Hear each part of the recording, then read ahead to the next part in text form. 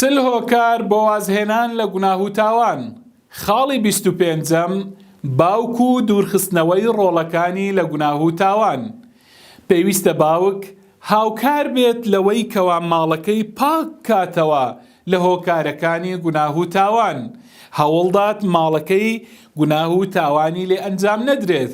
ئەمەش بەوە دەبێت طبعاً واجبی باوک ئەوەیە کە ڕۆڵەکانی پەروەردە بکات لەسەر پەرستش و عیبادەتی خوای پەروەردگار.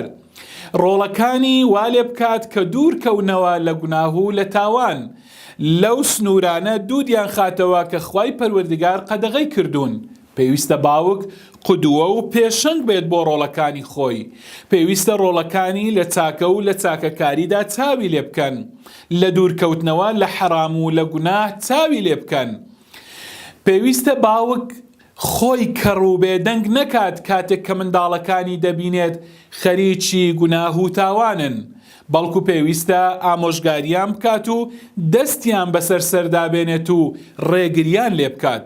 جا ئەگەر باوک ئەمەی کرد، ئامۆژگاری کردن، ڕێگری لێکردن، پەروەردەی کردن لەسەر تاعەت و عیبادەت، ئەم کاتە ئەگەر منداڵەکانی هەر سوور بوون لەسەر گوناه و تاوان، ئەوە گوناهێک لەسەر باوک نامینێت، چونکە وەلا تەزیڕ وازیڕەة ویزرە ئوخرا.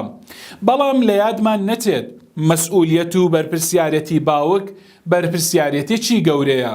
كلكم راع وكلكم مسؤول عن رعيته فالرجل راع في أهله وهو مسؤول عن رعيته. كواتا باوك برپرسیارە لە ماڵەوە وەخوای پەروەردگار ڕۆژی قیامەت لەو بەرپرسیارەتە پرسیاری لێ دەکات. بەڵام وەکو خەڵک هەندێک خەڵک بە هەڵە تێگەیشتون لەو بەرپرسیارەتە.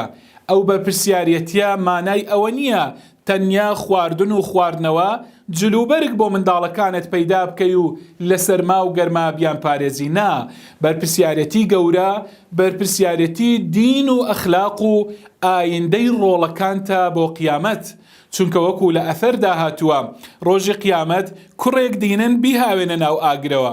کوڕەکە دەڵێت خودایە مەمخە ناو ئاگر تاکو باوکم پێش من نەخێ ناو ئاگر، چونکە گرنگی بە قیامەت و بە دینی کوڕەکەی خۆی نەدابوو. بۆیە ئەمە دەبێتە هۆکاری ئەوەی کە باوکەکە پێش کوڕەکەی بسووتێت خوای گەورە پەنامان بدات.